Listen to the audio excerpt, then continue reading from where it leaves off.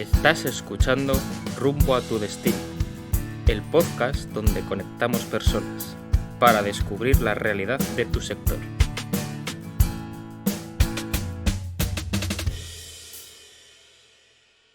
Bueno, bienvenidos al primer episodio en condiciones de Rumbo a tu Destino, el podcast que conectamos personas para descubrir la realidad de tu sector. Con Ángeles Vázquez y María Moreno. Bueno, y es que estamos muy emocionadas del episodio de hoy. ¿Por qué? Porque no traemos a nadie para mentorizar, vamos a ser nosotras mismas las mentoradas. Y así, pues bueno, también os vais a hacer una idea de cómo será la dinámica en el resto de los episodios. Lo que ahora os preguntaréis, ¿cómo puede haber una persona que os pueda enseñar a las dos siendo tan diferentes?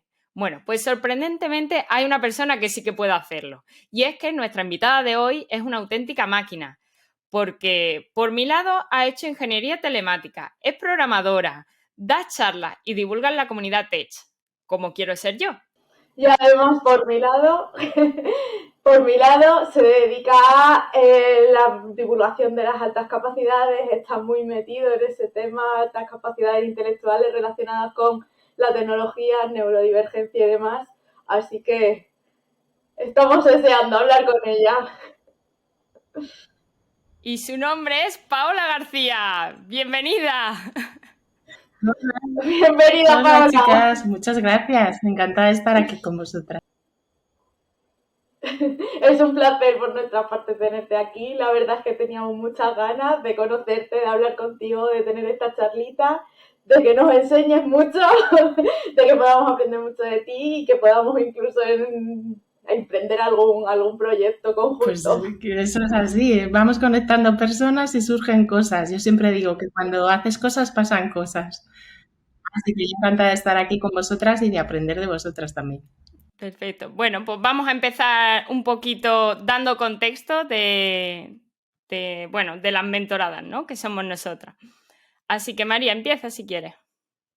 Yo me dedico a la educación, soy contable, he sido contable, ahora soy profesora de contabilidad y finanzas en FP y demás. Y me llamó mucho la atención tu perfil cuando me lo pasó Ángeles, porque precisamente, supongo que lo sabrás, ahora mismo en FP, en enseñanzas superiores, no tenemos ninguna alternativa para hacer ningún tipo de adaptaciones curriculares ni nada en el sentido de, pues eso, necesidades educativas especiales, sean del tipo que sean. En mi caso, yo me especialicé en altas capacidades, hice mi tesis en altas capacidades intelectuales en docencia.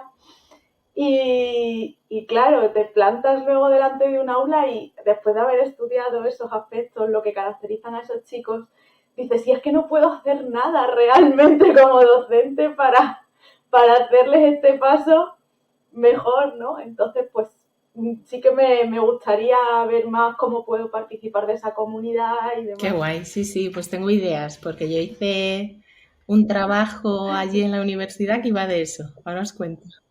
Ah, genial. Perfecto. Vale, y por el otro lado, pues bueno, estoy yo, que soy programadora y me gustaría empezar a divulgar un poquito, dar charlas en la comunidad Tech y bueno, o sea, a lo mejor no dedicarme de ello, pero sí dar un pasito extra para seguir creciendo pues en mi sector. Genial, qué guay, qué guay. Pues si quieres contaros un poquito sobre ti, Paola, que te conozcan los oyentes. Pues nada, yo soy Paola García, estudié ingeniería de telecomunicaciones en especialidad telemática y estuve trabajando en Telefónica I+D, después en GMV, porque yo empecé haciendo aeronáutica, que eso no lo cuento mucho, pero empecé en aeronáutica. Y en GMV lo cuento porque es de una empresa del sector aeroespacial también, pero allí desarrollaba Android. Y después, bueno, pues con 20 y pico decidimos irnos a Irlanda y estuve de freelance allí, que fue una experiencia también buena. Descubrir cómo es ser autónomo en otro país europeo, si ponen menos trabas que aquí, que ya adelanto que sí. Sí, se nota mucho la diferencia en eso. Fíjate que yo leí la información y no me lo podía creer, porque allí no pagas nada. Primero, no hay cuota de autónomos. y luego no pagas impuestos sobre lo que cobras hasta que no facturas 40.000 euros. O sea, te dan todo el tiempo para empezar porque saben que empezar es difícil y al principio no se factura. Entonces yo no me lo creía y fuimos al consulado de España en Irlanda. Oye, ¿esto lo he leído bien o es que me falla algo del contexto, del idioma? Y literalmente nos dijeron, no, sí, aquí dejamos empezar a la gente, ¿no? No sé exactamente la frase, fue algo así como, aquí no ahogamos a la gente que empieza, no como en España. Y eso que era el consulado de España allí. Y es así, ¿no? Porque cuando tú empiezas y no sabes cuánto vas a facturar o cuántos meses te va a llevar a hacer el primer cliente o si con el primer cliente vas a poder pagar facturas o no, pues necesitas esa ayuda. Y bueno, pues ahí estuvimos un tiempo y a la vuelta hicimos Checkly, que fue una startup tecnológica con la que entramos en Campus Madrid, que ahora se llama Google for Startups, Startup Campus en Madrid. Y estuvimos allí 5 años con la startup. Y bueno, pues después ya vino la pandemia, yo empecé a estudiar por casualidades de la vida, ayudando a otra mujer en ciencia. Me matriculé yo también en un posgrado, un experto universitario de medicina genómica. Y ahí descubrí que era como un mundo súper apasionante, o sea, me encanta, estoy todavía en él también. Y en todo esto, pues a raíz de tener a mis niños, a nuestros niños, pues descubrí la neurodivergencia en mí, ¿no? Las altas capacidades. Y también descubrí pues otras excepcionalidades, la dislexia, el autismo, el TDAH y Me llamó mucho la atención, perdón, que no fueran excluyentes, que podía ser perfectamente altas capacidades y tener una dificultad como la dislexia, que siempre pensamos que las personas que son altamente capaces luego no pueden tener una dificultad de aprendizaje porque como son brillantes, y el descubrir eso, el decir, oye, es que puedo tener dislexia y a la vez ser de altas capacidades, es como que se te abre otro mundo. De hecho, es más habitual de lo que parece. Yo al principio, lo que pasa es que hay tanto desconocimiento y sobre todo estigma, que es cierto que se sigue teniendo como la alta capacidad, como la neurodivergencia guapa, ¿no? Que dentro de eso que crea también muchas dificultades si no te dan toda la información sobre la intensidad con la que sientes, piensas, tal. Pero sí que es verdad que entre alta capacidad y dislexia, pues la gente tú le preguntas, pues la alta capacidad. Y no es así, son excepcionalidades ambas o todas, ¿no? Y a mí alguien me dijo, las neurodivergencias nunca vienen solas. Y ahora cada vez, o sea, rascas un poquito y es verdad, cada vez conozco más personas doblemente excepcionales y triplemente excepcionales, que si además pertenecen a alguna minoría social, están racializadas y así. Y bueno, pues estoy haciendo un proyecto también, una red de apoyo para personas adultas neurodivergentes, después un grupo específico para mujeres de doble excepcionalidad y de alta capacidad y pues moviéndome en muchos ámbitos, genética, programación, tecnología y neurodivergencia. Y además, bueno, pues ahora justo hace poquito empecé en el programa de LinkedIn que tienen para creadores y voy a divulgar sobre todo esto, ¿no? Y sobre cómo necesitamos pues entornos adaptados y seguros laborales para primero que se puedan aprovechar todas nuestras capacidades y luego esas dificultades que tú mencionabas, María, que existen, incluso si solo hay alta capacidad, porque hay un choque muy grande entre pues cómo percibimos el mundo y cómo lo perciben los demás, pues que se tengan en cuenta, ¿no? Y también pues hay adaptaciones, no solo, porque si no al final es que no estamos a gusto y no funcionamos bien. Así que eso es un poquito el resumen de dónde me he movido y dónde estoy últimamente. Y un buen resumen, desde luego no has parado de hacer cosas. La verdad es que eso está guay, cuando uno se siente tan bien que quiere hacer una cosa, otra, investigar, seguir formándose, ya sea pues eso de las cosas que a uno le interese y veo que no para porque ahora vas a empezar con lo del LinkedIn Creator también. Así que nada, mucha suerte ahí, a por ello. Y bueno, antes de continuar, a mí me gustaría preguntarte, nada, un poquito sobre todo para los oyentes que no sepan qué es la neurodivergencia, para que nos explicases un poquito qué es. Sí, pues es una variabilidad natural de las conexiones del neurodesarrollo, llaman, ¿no? De las conexiones neuronales en el cerebro. y del sistema nervioso. Esa es la definición que te da el ChatGPT, si se lo... Porque di una charla en Menorca sobre retención del talento en el mundo tecnológico, del talento neurodivergente, y puse esa definición. Lo que pasa que aquí, si tú le preguntas a un médico, pues te da otras definiciones, ¿no? Hay todavía algunas excepcionalidades, como el autismo o el TDAH, a las que llaman trastornos del neurodesarrollo, trastornos o dificultades del aprendizaje. Y la dislexia, que también se considera una dificultad del aprendizaje de la lectoescritura, porque es donde más se ve, ahora es en la Universidad de Cambridge, creo recordar, están viendo que depende desde donde lo mires, como todo. Porque si te fijas en la lectoescritura, sí que tienen dificultad ahí o hay diferencia con las otras personas. Pero si te fijas en el ámbito visoespacial, es una supercapacidad. O sea, en realidad los cerebros disléxicos lo que hacen es girar objetos 3D muy rápido en su mente. Entonces, si tú ves una P dibujada en el aire, ¿no? La estás visualizando en 3D, si la giras te sale la D, si la giras te sale la Q. Entonces, cuando leen esas letras se giran también igual que otros objetos y por eso pues tienen como que imaginar con el contexto qué palabra es y cuando empiezan a leer van más despacio y luego, bueno, están viendo que se puede mirar desde ahí. Fijaros qué diferencia, ¿no? Desde donde se mire las cosas. Es que al final el punto de referencia es súper importante. Si lo ves desde un punto de vista te da unos resultados, si lo ves desde otro te da otros resultados. Exacto, igual con el procesamiento cognitivo autista, que se sabe, bueno, se tienen pues sesgos cognitivos y prejuicios, ¿no? Y piensas en la persona autista con un prototipo que te han vendido hasta ahora, pero hay unas ventajas también muy grandes en el procesamiento cognitivo autista, en el hiperfoco, cuando es sobre un tema de interés. Lo que pasa que hay que cuidar, pues, por ejemplo, el perfil sensorial, que tienen los sentidos súper, también pasa en la alta capacidad, desarrollados, ¿no? O sensibilizados, y entonces lo que otras personas oyen y están bien es como si a ti te subieran la radio a por 1000, pues seguramente no podrías estar ahí.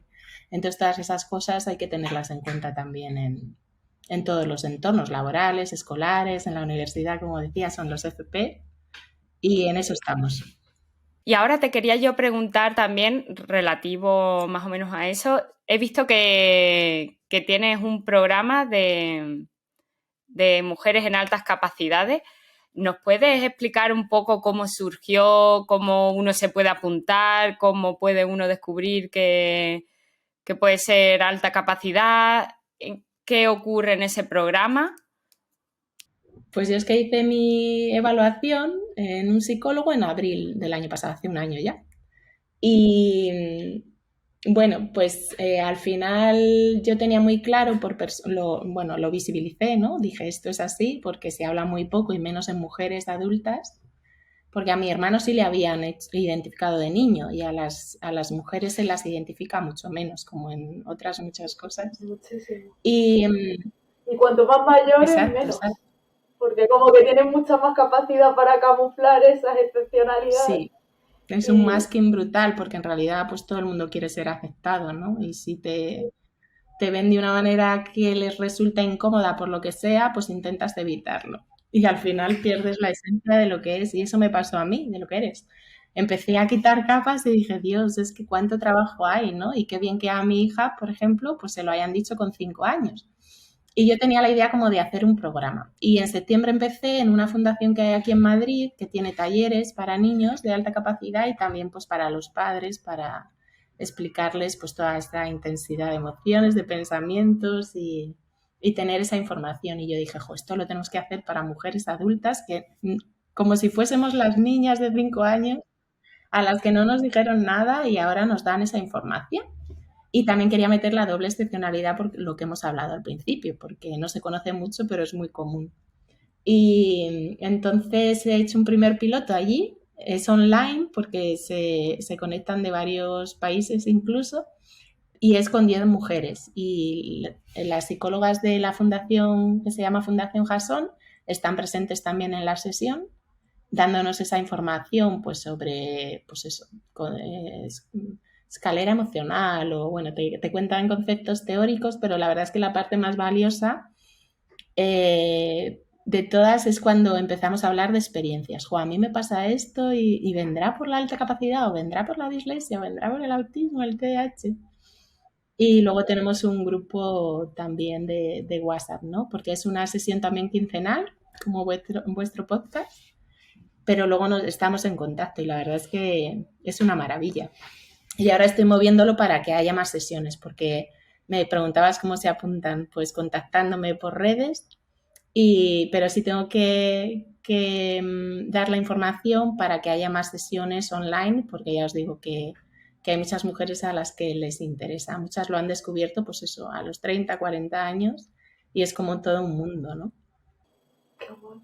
Sí, además es que cuando lo descubres ya con tu vida hecha, entre comillas, es como que empieza, pero entonces esto no era porque yo era rara. Bueno, sí, pero no como yo creía.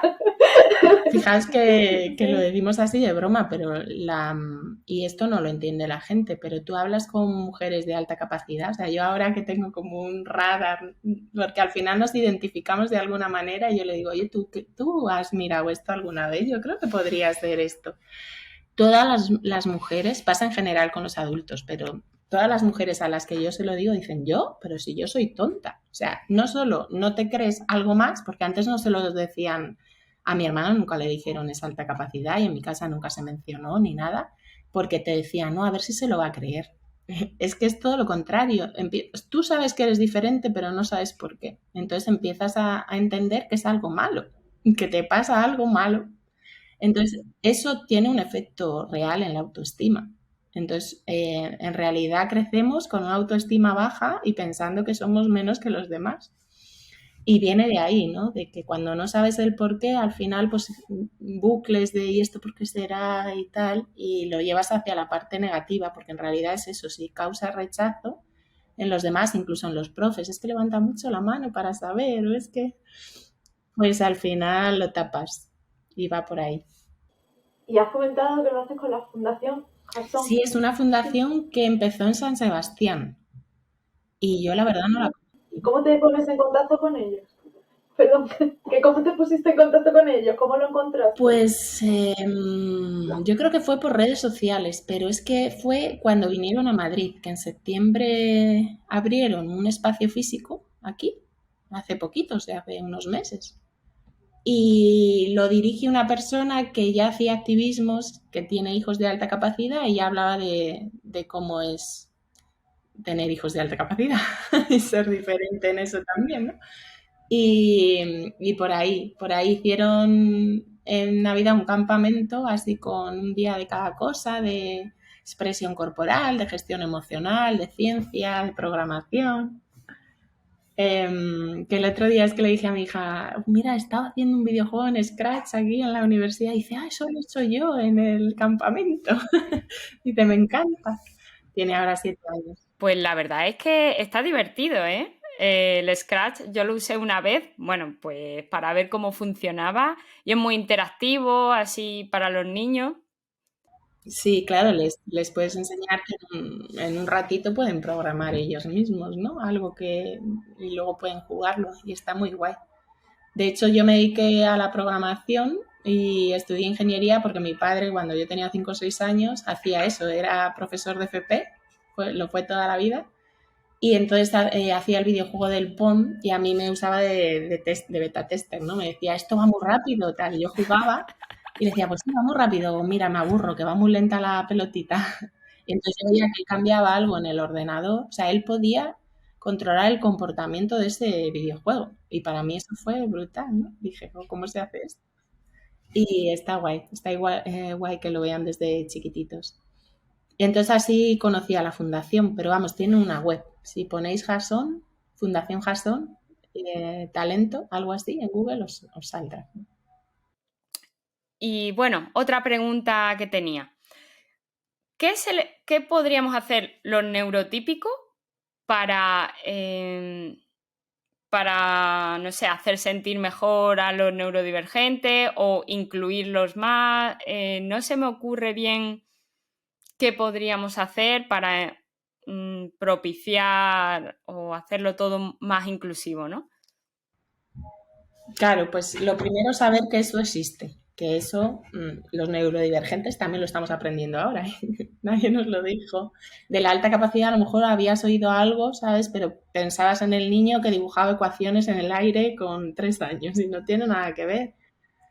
Y igual con las otras excepcionalidades, igual. Entonces, primero, pues informarse de que seguramente personas que conozcan son neurodivergentes y con las que ya tienen relación.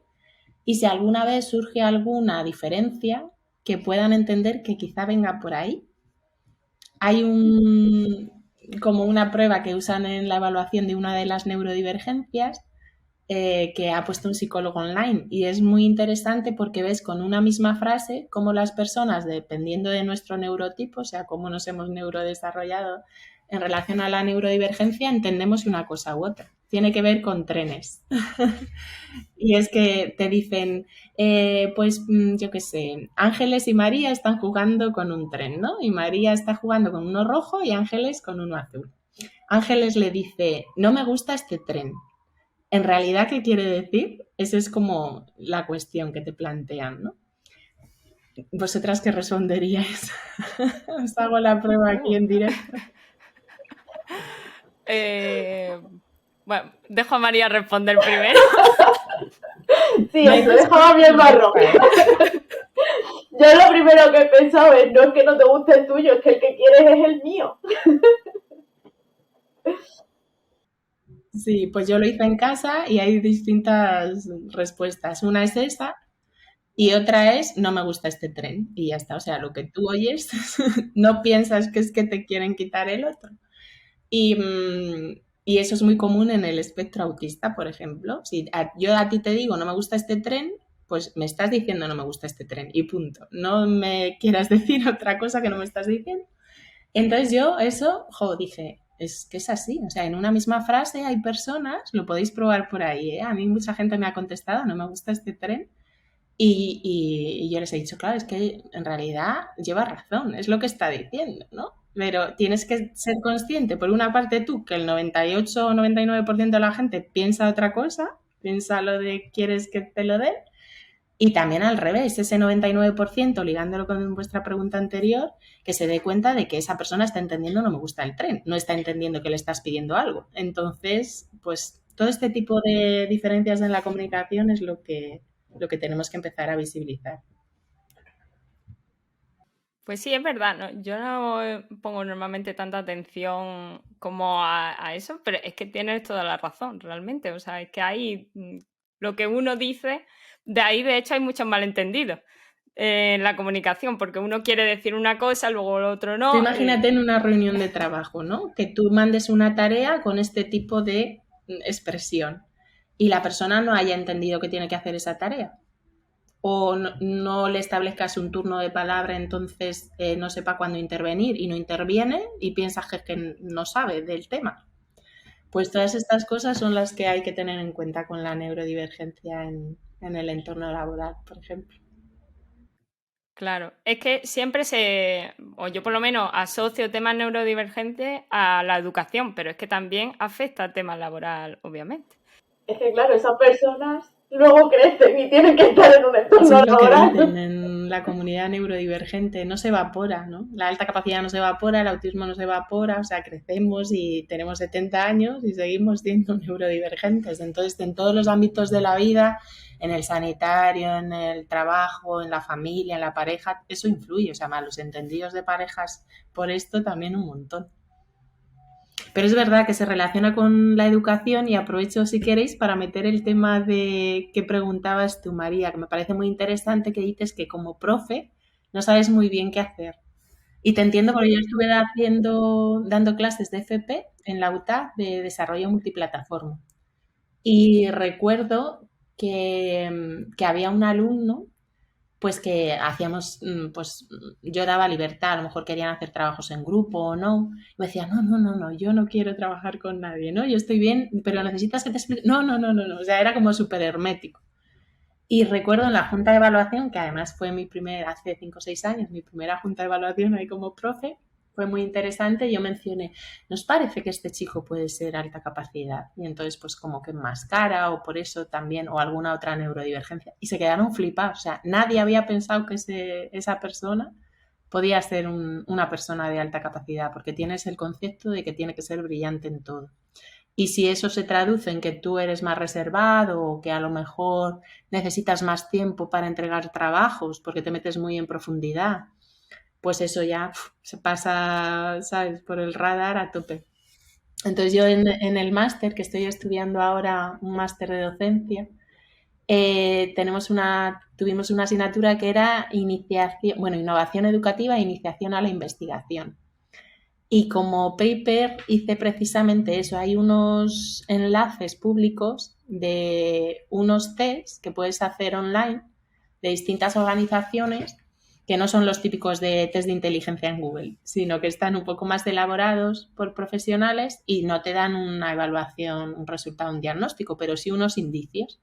Entonces yo planteaba que eso se hiciera a principio de curso. Con los alumnos en FP se puede hacer muy bien porque no hace falta consentimiento si son mayores de edad es más fácil si ellos quieren hacerlo, y hacer luego como una serie de entrevistas con ellos para que te puedan decir de primera mano cómo necesitan que sean las clases, cómo necesitan que sean los formatos de entrega, porque estamos acostumbrados a que todos tienen que entregar un Word, un PDF, todo escrito.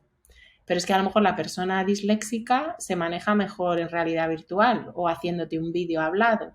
También en el TDAH o en el autismo, o sea, hay un montón. Entonces, que no te tengas tú que imaginar cómo, que te lo digan ellos, porque al final es que hablamos poco con los alumnos fuera de voy a clase y te doy el contenido, porque muchas veces no hay tiempos o no sabemos si podemos.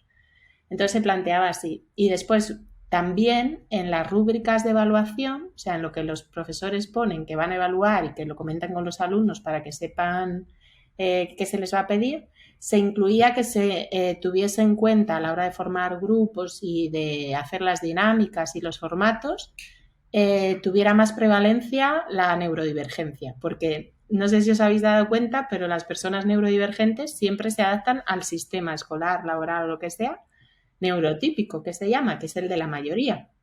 Y por una vez yo planteaba que fuese al revés, que las personas neurotípicas tuviesen que tener en cuenta cómo procesa esa persona neurodivergente del grupo y que eso tuviera prevalencia, porque si no, a veces se habla quizá en la primera sesión, si son trabajos de varias sesiones, pero al final uno se va a lo de siempre, ¿no? Y luego eso, pues unas entrevistas finales contando la experiencia, ¿no?, de todos los... Que las entrevistas fueran pruebas libres, o sea, entrevista libre, porque a veces se pasan como unos cuestionarios y es verdad que la entrevista libre tiene como más trabajo para el profe porque o quedas con los alumnos y te lo dicen y necesitas pues media hora por alumno, lo que sea, o te mandan vídeos, que es como más, quizá alguien pueda pensar, algún profesor, me va a llevar mucho tiempo ver, yo que sé, 20 vídeos de las personas de mi clase, pero te da muchísima información, porque ahí no estás encorsetando las respuestas y entonces realmente te van a decir lo que sienten. Y yo creo que eso es una forma como muy fácil y como que se puede aplicar de poder... Fíjate que yo no lo veo tan sencillo y te explico el porqué. Que esto es porque, según me lo estabas contando, sí es verdad que a nivel que yo lo iba escuchando y diciendo, pues está muy bien, pues está muy guay. Pero claro, cuando tú estás hablando con una persona que siempre que le has mandado trabajo, luego es como, si esto no me vale para nada, si es que llevo ya 3 días aburrido en clase.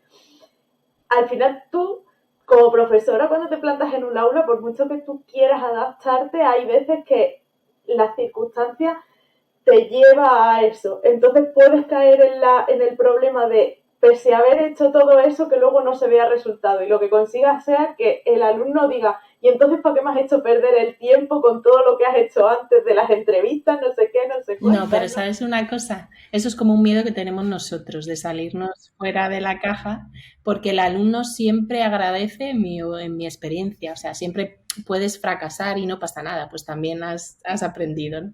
Pero en mi experiencia el alumno agradece que le escuches, aunque luego, por ejemplo, yo en las entrevistas que planteé, ¿no?, que hice respuestas que eran ficticias porque era para un máster en el que yo no tenía alumnos en ese momento, pero sí con respuestas que me habían dado personas neurodivergentes a las que yo conozco. Y unas serán, pues, fíjate, algo así como el profesor siempre piensa que soy vago o que no tengo interés en la materia y realmente lo que no puedo es escribir un documento de 10 hojas como me piden siempre. Pero si me dejan utilizar Minecraft for Education, que es una versión de Minecraft que puedes hacer ahí muchas cosas, pues ahí puedo enseñarle verdaderamente mis capacidades, por lo que hablábamos de, por ejemplo, de la dislexia y lo de la capacidad visoespacial. Pues en un ambiente de realidad virtual o de Minecraft, realmente te pueden enseñar lo que saben. Incluso te pueden hacer un examen hablado con un avatar de Minecraft. Y es como súper revolucionario, pero esas cosas y además eso le va a gustar a cualquier alumno, o sea, no solo a los neurodivergentes, ¿no? Porque es algo diferente. Yo creo que en realidad los alumnos y los profes también estamos cansados de saber, por un lado, que no encajamos bien en el sistema que está establecido en educación y por otro, no saber cómo cambiarlo y tener como la idea de que no podemos hacer nada. Y eso es lo que te mina y vas como desilusionado a casa, ¿no? Diciendo, jo, es que en realidad no puedo hacer nada, no sé cómo, me van a criticar los compañeros porque ahora que sí van a decir que tal, que existe, o sea, en el máster hablamos de todo eso. Porque tienen miedo a quedarse obsoletos, ¿sabes? Y a lo mejor el que no sepa de Minecraft for Education, pues no pasa nada. O sea, en vez de que te entreguen el Word, deja que te entreguen el Word los que te quieran entregar o el PDF en escrito y luego los que quieran hacer un audio, un vídeo, ahora que además las generaciones están tan acostumbradas a hacer eso y a consumir también contenido así, pues es interesante. Pero ¿crees que incluso ellos saben qué alternativas tienen? Porque lo que yo me encontré en el aula cuando, a lo mejor no lo he hecho tan directamente y demás, pero sí en el sentido de, venga, tenemos que aprender esto y ¿cómo queréis que lo veamos? De esta manera, tenemos estas alternativas. Y son ellos mismos los que hasta que no lo ven de las distintas formas no te saben decir, oye, esto es lo que yo prefiero, ¿sabes? Pero como que no tienen ese conocimiento de que hay más herramientas, de que no todo es... Es que ahora en la LONLOE lo que nos enseñan es que hay como situaciones de aprendizaje, ¿no? Y les pones casos reales y como hay distintas actividades en distintas sesiones en esa situación de aprendizaje y lo primero es como poner en el contexto al alumno. Entonces lo primero de todo, antes de hacerles el test así, sería como explicar qué es la neurodivergencia, explicar cómo, pues en el paper este que te puedo pasar, ficticio, que te puedo pasar... Me encantaría. Hay como ya pues otras personas neurodivergentes reales que han contestado, ¿no? Y entonces, mira, pues a lo mejor alumnos de aquí os sentís identificados con esto, que le pasa a alguien le pasa y generas como un debate. Y a lo mejor estás en una sesión de 40 minutos haciendo eso, pero ya te dan pistas. A lo mejor ninguno se siente identificado. Pero en mi experiencia y por estadística, que al final juntas todas las neurodivergencias, ya hay un 20% de la población más o menos, 20-30%, pues siempre hay alguien que se siente identificado. Y aunque se quede ahí solo, ya solo ese ejercicio de debate es interesante, porque igual que estamos hablando nosotras de lo del tren, de a lo mejor es que nos entendemos diferente, el que sepan que en clase también pasa eso, es súper interesante. Yo cuando lo presenté dije que sepáis que aquí de esta clase hay 5 neurodivergentes por estadística, o 7 seguro, ¿no? Y todos era como seré yo. Es verdad, es que es invisible. O sea, tú cuando hablas con una persona, a veces se notan cosas de diferente de comunicación y tal, pero no llevas nada en la frente que te diga es alta capacidad, o es autista, o es disléxico. Y para el trabajo, o sea, por ejemplo, lo que comentabas de diferentes herramientas, o si la tecnología, no sé si cumple un papel importante a la hora de, pues a lo mejor hay personas que se sienten más cómodos teletrabajando o en reunión sin poner la cámara, no sé, me estoy inventando, pero ¿cómo podemos intentar, no sé, echar un cable de alguna forma a personas neurodivergentes en ambientes laborales? Pues efectivamente es lo que dices. Hay personas que en las reuniones no están a gusto. O sea, hay personas que la comunicación con otras personas neurotípicas no es fluida. O sea, tienes que hacer un esfuerzo como si estuvieras hablando alemán, ¿no? Y no supieras muy bien alemán. Pero claro, es todavía más invisible porque crees que estás hablando el mismo idioma y en realidad no. Entonces, partiendo por ahí, haciendo lo mismo, en la charla de Menorca planteé esto mismo del tema escolar, hacerlo en el ámbito laboral. Aquí hay un matiz, que es que hay personas, por cómo está la situación laboral ahora mismo y de que los entornos que no están muy adaptados, que lo llaman salir del armario. A lo mejor hay personas que deciden no decir, oye, soy alta capacidad o soy autista.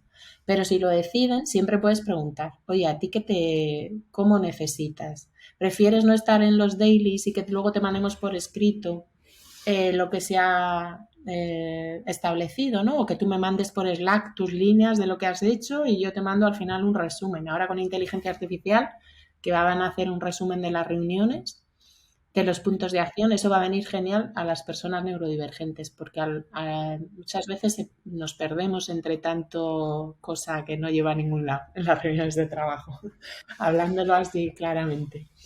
Pero no porque te aburras, sino porque quizá pierdes matices o yo qué sé. Eso es cierto, la verdad. Muchas veces tenemos muchas reuniones y que no van a ningún lado. Totalmente de acuerdo. Eso es verdad. Y luego yo quería preguntarte sobre mi parte, sobre el sector tecnológico. Cambio un poco radical de tema, pero bueno. Genial, genial. Vale. A ver, o sea, ¿qué consejo o no sé, darías a una persona que quiere iniciarse pues, en el sector tecnológico, ¿no? De que ha terminado la carrera o un bootcamp o lo que sea y quieran meterse. Pero me comentabas así como para empezar a trabajar sin más o también para divulgar y involucrarse un poquito en la comunidad. ¿Por dónde lo llevo, Ángel? Pues si quieres por un poquito general de tecnológico y ahora yo te voy a hacer preguntas sobre divulgación. Genial. Pues mi consejo sería que se rodeen de personas con las que se pueden tener relaciones sanas y que no les importe compartir todo lo que saben, que eso es la mayoría del sector. Y que no tengan miedo como a preguntar mucho y si en alguna ocasión, porque yo sé que hay personas que acaban de empezar y tienen como miedo porque han tenido experiencias previas de que alguien les ha dicho, oye, es que tú esto lo tenías que saber, o ¿no? Esas otras personas que hay que creen que todo el mundo lo tiene que saber todo, pues si eso te pasa, pues alejarse de esas personas y de ese entorno y también reportarlo, ¿no? Dentro de la empresa, porque si al final estas personas que no respetan al otro, pues nadie les dice, oye, esto está mal, yo me siento mal, y desde arriba se toman medidas, pues al final llega otra persona que acaba de empezar y también, o que lleva tiempo y también se las encuentra. Pero sobre todo es eso, involucrarse en la comunidad y no tener miedo a no saber. Es que nadie al empezar sabe y nosotros mismos que llevamos un montón de tiempo programando, pues como al final te tienes que actualizar constantemente, seguimos sintiendo esa especie de hormigueo de decir, pues esto no sé, a lo mejor me peleo tal y de repente son estos aprendizajes, ¿no? Como en ondas.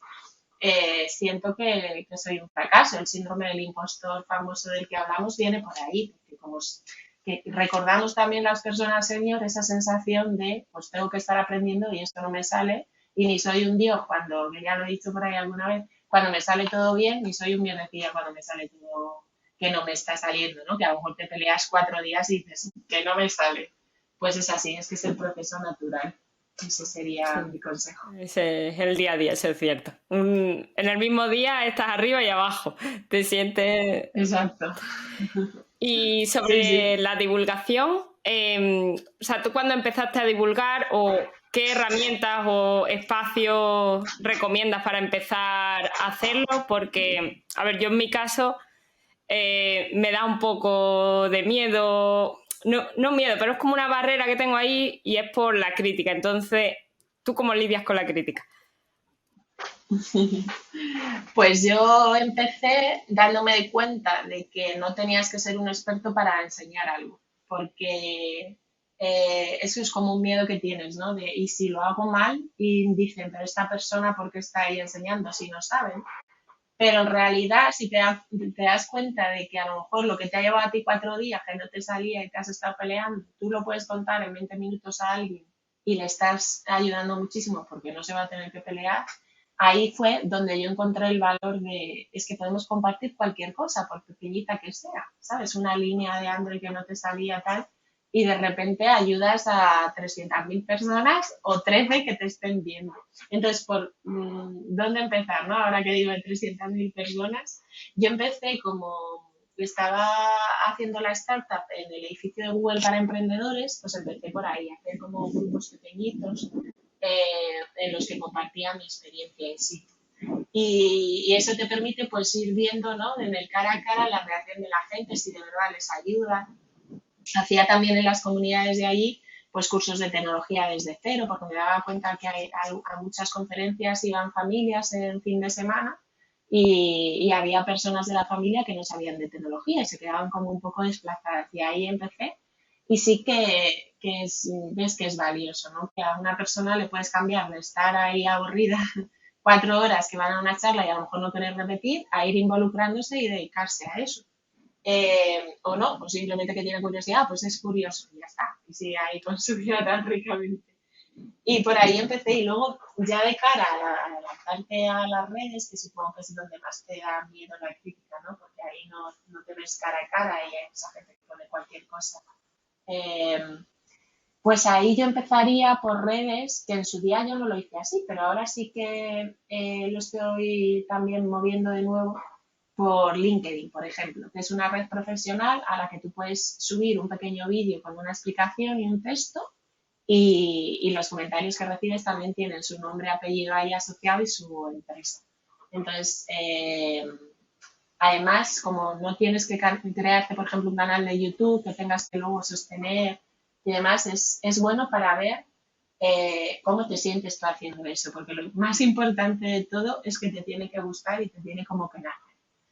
Porque a veces empezamos como cosas con mucha ilusión y luego pasan miles de asuntos por medio y a lo mejor has subido un vídeo en un año. Pues si te ha pasado esto, está estupendo, no pasa nada, pero no tiene quizás sentido que te crees el canal de YouTube y el Instagram y el Twitter todo asociado como a a tu marca de divulgación, ¿no? Como ir poquito a poquito. Y después, por ejemplo, sí que es, pensándolo así, ¿no? De cosas a tener en cuenta, pues conocer realmente cómo funciona cada plataforma es interesante, porque, por ejemplo, si tú subes un vídeo a TikTok, que en pandemia como parece que funcionó muy bien, porque había mucha gente metida y se crecía como más rápido, pero claro, no sé si sabéis que ese vídeo le aparece a todas las personas que estén en tu agenda de contactos. Imagínate que tú estás ahí empezando y no quieres que lo vea, yo qué sé, una persona con la que has compartido piso hace 10 años y la tienes ahí en la agenda. O tu tía abuela del pueblo. Pues lo digo porque yo un día vi bailando a una mamá del cole que lo hacía fenomenal y se lo dije en el parque, oye, te he visto, y la mujer, pero ¿cómo? ¿Pero cómo te ha parecido ese vídeo?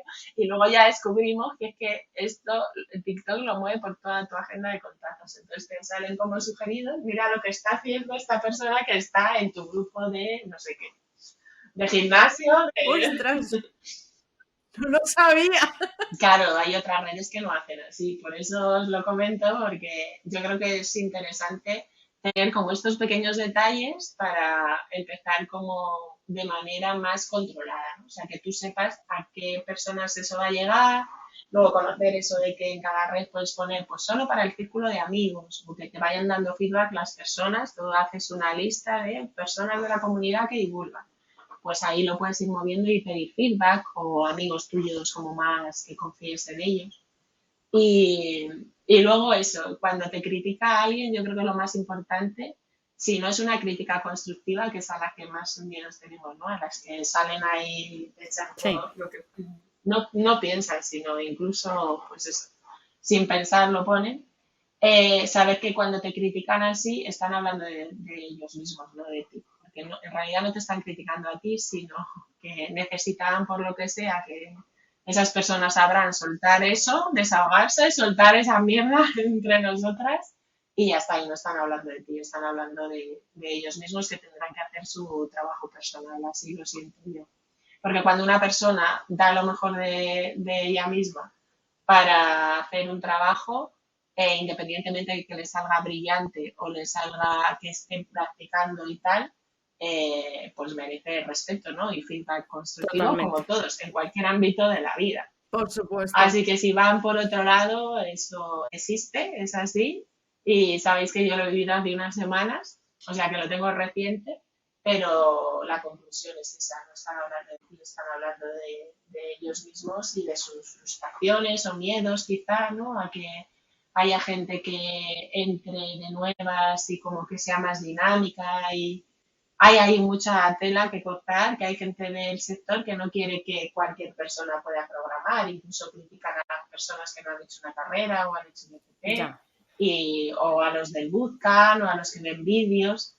pues sí. Y yo creo que no se esconde nada más que miedo ahí, ¿no? Bueno, mi padre fue profesor de FP toda la vida y siempre me hablaba del talento, por poner un ejemplo, ¿no? Del talento de sus alumnos. Y no tiene nada que ver que tú hayas estado 5 años, pero vamos, que eso pasaba en la carrera. Yo empecé con la técnica de telemática, ¿sabéis? Y son 3 años y había gente de la superior, luego yo ya hice los otros años que me pilló ahí el grado, pero había gente de la superior que decía, pero si tú eres una persona que has hecho la técnica, ¿cómo estás en mi mismo equipo con mi mismo sueldo? O sea, ¿Verdad? consideraban Sí. que su rango tenía que ser superior solo por haber hecho como ese esfuerzo extra.